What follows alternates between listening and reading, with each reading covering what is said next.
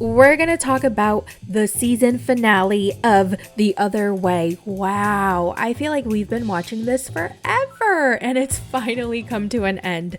Thank God. Okay, let's start with Sarper and Shekinah because I feel like they had a pretty sweet episode and I was kind of like in my feels. So Sarper takes Shekinah on a romantic boat ride and she's like, "Oh my God, Sarper, this is so romantic, not you being so romantic, babe." And he looks in her eyes and he tells her, "I don't know how you did it, babe, but you hacked my password." That's what he said. "You hacked my password. You logged into me and you changed my default settings one by one." From the most chaotic, toxic man on the planet, when I turned into a butterfly. Oh my God, Sarper, not you being so sweet to me, Sarper, my modern Shakespearean Sarper. It was really cute. It was really sweet. I'm not gonna lie. I was like in my feels. So they go upstairs. They're in the middle of the river. One side is Europe, the other side is Asia. And it's quite romantic, actually. He starts singing her a love song, reading a poem. I don't know. He gets down on one knee. She realizes what's about to happen. And she's like, "Oh my God, what's happening here, Sarper? Oh my God, are you really doing this, Sarper?" And he goes, "I will marry you, Shekinah." You guys, it wasn't even, "I want to spend the rest of my life with you. I love you. You're the one for me. Will you marry me? Will you give me the honor? Blah, blah, blah." It wasn't like that. He just got down on one knee and he was like, "Yes, I will marry you, Shekinah." And apparently he doesn't like asking questions that have a yes or no answer to, which is, I've never heard of that. If anybody can relate, let me know in the comments. I would never change even a hairs of yours. To the heaven, as long as I live, till to the end of my life, I would love you again. I'm not gonna lie, the proposal was very sweet. Not me rooting for them. Like, did anyone else feel that way or was it just me? So to make their engagement official, they're going to have to do this Turkish engagement ceremony, and it's his sister or his cousin, I can't remember, Fusan. I can't remember how they're related though, but she gives Shekinah the details on how the ceremony will go. And it made me pretty emotional to see Fusan and Shekinah bond, especially knowing that Shekinah's relationship with her entire family, her sisters, and her daughter has been strained since dating Sarper. I feel like that's so sad. And I hope that once they see their relationship, I don't know, on TV, and once he gets to America and they see them so happy and thriving, I hope they will come around to accept him. So yeah, what was I saying? Oh, I was talking about his side of the family. It was so nice to see her bond and be so close and loved by his entire family. I think you are now aware that how I love Sarp. And I can see the happiness in his eyes and how you treat him. I really feel like a sister right now. I feel like we're sisters. So like don't feel lonely. I'm here for you. I'm the bright side. When Shekinah's in her red dress and Fusan is helping her with her red veil, I was like, oh my God, they look so much alike. They actually look like they could be sisters. Is it just me or am I crazy? Like, do you guys see the resemblance? I think so. Thank you. Thank you. So they do the engagement ceremony with his family, and one part of the tradition is she has to pour salt into his coffee and she can kind of make it taste as bad as she wants to. And the whole point of this is he's supposed to drink it without flinching, without even blinking, without making it obvious that the coffee tastes bad. Because if he shows any disdain or any slight change in his face, then that means it's a bad curse on the marriage or the relationship. So everybody's going to be watching him very closely as he drinks his coffee. And Shekinah, she pours, I think, all the salt that she had in that little salt cup into his coffee cup. She just poured all the salt in. Put it all. I poured in all the salt. I want to see if this man is really ready to get married to me. Kahvelerimiz geldi. It was at this moment that he knew he fucked up. Don't blink. Finish it, sweetie. And I feel like he did the best he could with his facial expression, considering the amount of salt that she put in that tiny cup of coffee. Then they cut the ribbon and now they're officially engaged. So this is when Sarper announces to his entire family that his American visa got approved. And his mom, she seems happy, but she's also sad because she's realizing that her son is not going to get a warm welcome. Like, he's not going to have a family in America, like her side of the family, who's going to welcome him and embrace him with open arms and like just love him. Like, the love that she's receiving from his family in Turkey. So that makes her sad, and I totally get it. Like, I wouldn't want my family member to move in a different country knowing that like there's a family out there who hates him, you know? Now, this is Sarper's secret. He is going to move to America to make Shekinah happy, but he doesn't want to permanently be there. So he's going to go there and do the thing he needs to do, and then hopefully he will convince her to move back to Turkey. I have to tell her eventually that I'm still not promising you that I will come to US with you. It is a lot better to stay here. Speaking of Turkey, can you guys believe it's almost Thanksgiving? Which means it's holiday season and it's about to be busy. And the last thing I want to worry about is what I'm going to eat, okay? So that's why Factor meals have made my life so much easier because I hate having to decide what to eat every single day for every single meal. The grocery shopping, the prepping, the cooking, the cleaning. I end up getting so much takeout and I need to be more frugal and I need to eat better. So Factor takes care of all of that for me. Their meals are fresh and dietitian approved that get delivered to your door and they can be ready to eat in just 2 minutes. They have so many options to choose from. Their menu changes every single week. They also offer bite-sized snacks, smoothies, juices, and breakfast options. Factor is an absolute must for me, especially during the holidays because of how busy it is. It saves me time, energy, and the stress of meal planning and cooking. It is a lifesaver. Trust me, if there is a time to try out Factor, it is now, and you'll see what I mean. Head over to factor75.com or click the link below and use code 50mythot to get 50% off plus free shipping on your first Factor box. That's code 50mythot at factor75.com to get 50% off plus free shipping on your first box. And thank you, Factor, for sponsoring this video. Now let's move on to Lily and Josh. So they're still at the wedding venue, and remember, she doesn't have money to cover the rest of the expenses, so she was really leaning on him to cover the rest, and he told her he would. And so he gives the guy his card and swipe, won't go through. Swipe again, won't go through. Decline, decline, decline. And she's like, what are we gonna do? And he turns it around on her and he says, well, remember, I left it up to you to decide, and you wanted to go through with it. And she goes, Josh, you told me that you could cover the rest of the expenses.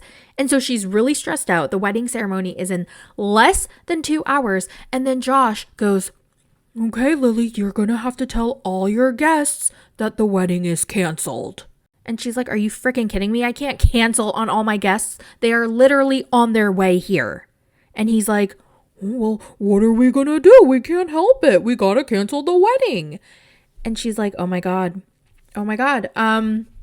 Can you think of anything, Josh? Can you think of something like and he's just like, okay, well, my brother and I, if we collect all the cash that we have $1,200, so that's what we can contribute. And she's like, okay, I'll just get a bank loan. And so she contacts her bank, gets the loan, and that's how they pay for the wedding.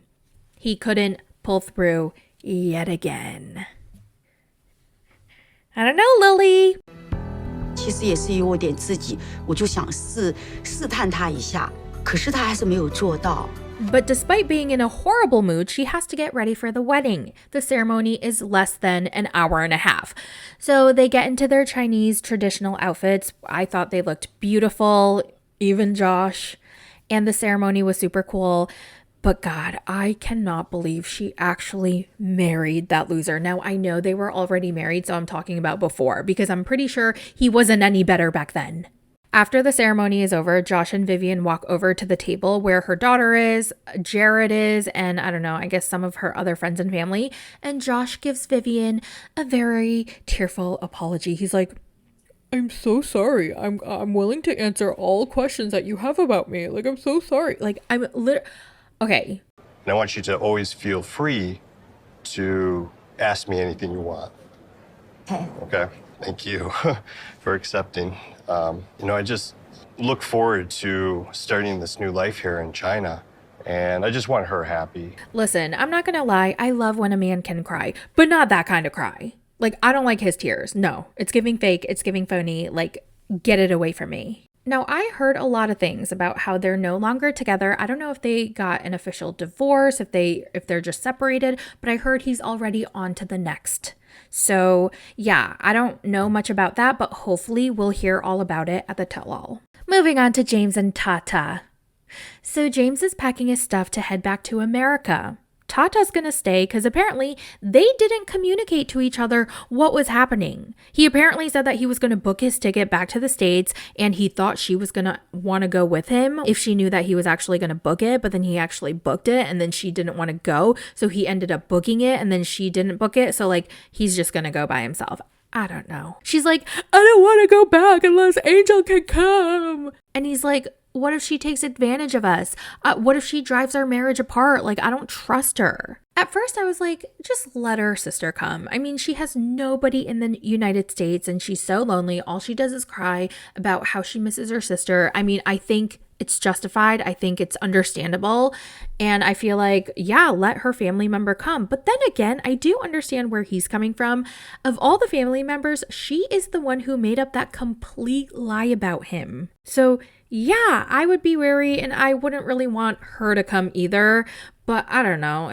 What are you going to do? James is very sad about going home alone. On top of his wife being in Indonesia, he doesn't even know if his parents are going to welcome him back. He doesn't even know if they're going to give him his job back. He doesn't know anything. I don't even think his parents know that he's coming home. So that morning, I guess James and Tata had plans with their parents to take a bullet train, but the parents see him with his suitcases and bags and they're like, James, we're just riding the train. Where are you going? Why do you have so many bags? Are you going somewhere? Can you guys believe it? That these losers didn't tell her parents yet again what they're doing. Oh my God. They have no idea that he's moving back to America that day. So he tells them, Mom and Dad, I'm going back to America. And they're like, what? You said that you were going to live here. And he's like, yeah, but I need a job. I need money. So I got to go back. And the mom's like, so you lied? And he's like, I'm sorry. Karena Tata nggak ikut. Nggak ikut. Nggak beres banget ini kayak gini. Mama sangat-sangat kecewa banget, Mama. So his parents try to convince Tata to go with him because they find out that Tata's not going and they're like, you're a married couple, why aren't you going with him? You should be with your husband. And Tata thinks if she goes back to America, then he won't feel the need to come back to Indonesia. Whereas if she stays there, then that'll make him feel the urgency to return, I guess. I don't know. But on the flip side, she's very worried that he's going to cheat on her because he's a man and the man has needs. Oh, I'm so sick of that saying. But it is a very popular saying that we hear all the time. Guys have needs, men's have needs, men have needs, da da da da. I'm just scared that he will cheat. And if he's still a man, men need what they need. So I just don't want that to happen. So time for James to go bye-bye. Tata cries for another half hour. I think she cried in almost every single damn episode in this entire season. I am so sick of seeing Tata cry. Now let's talk about Joanne and Sean. So Joanne FaceTimes her son Joey after abandoning him. She wants to know how the younger son Jesse is doing. And apparently he hasn't talked much since finding out that his mom was secretly married for 2 years and now is moving to Ireland and abandoning both of them. Every single time I am reminded of this, I get pissed off. Okay, this is so awful. I don't know how she thought the sons were just gonna be okay with this. Like, how can she even think to do this to her kids? So her older son tells her, I want my mom in the same country. And she's like, oh, really? Like, oh, wow, okay. How is this shocking to this woman? I really don't understand. And the son is telling her, like, I understand, Mom, you have your own life, but I would like for you to live in the same country as me at least. I can't believe he's even having to think of this. I can't even believe that he's having to feel bad that he wants his mother to be with him. Like, I don't want you to be mad at me or anything like that. I don't know. I don't want you to be upset that I said that I'd rather you not move. I'm not mad. First of all, I'm not mad at you for that at all. I would never. This is all so crazy. It's all so crazy. Of course, she should be there as their mother. She should be there. What the fork? So she sees her teenager cry over video call because she abandoned them. And she thinks, finally, oh, maybe I should move back to America to be with my children. So she finally tells Sean, yeah, I don't think it's gonna work out. Like, I don't think I can move here. My sons need me. Like, I'm still baffled, and I'm so shocked that this is shocking information to both of them. I can't commit to the move at this moment, at this very moment. I cannot. Okay. Keep doing what I don't know if I can do it for another 6 years. So now they're going to have a long distance marriage, and Sean doesn't seem too happy about it. I don't understand why Sean can't move to America with his daughter. Is it because the mom is still in the picture? Why did I think the birth mom or the daughter's mom was dead? I don't know. Maybe I just made that up in my head. But I mean, if he does share custody, then I get it. He has to stay in Ireland. But yeah, he doesn't want to do the long distance marriage, which is totally understandable. But like, why did y'all even get married before you thought about this?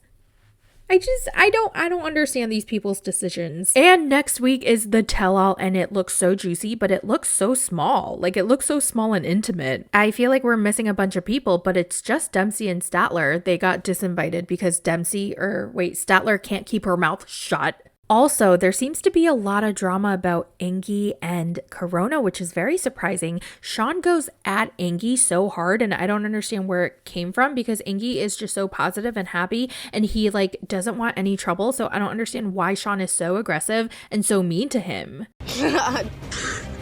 And he's laughing like the piece of that he is. You're lucky you're not sitting here in person. Oh, what?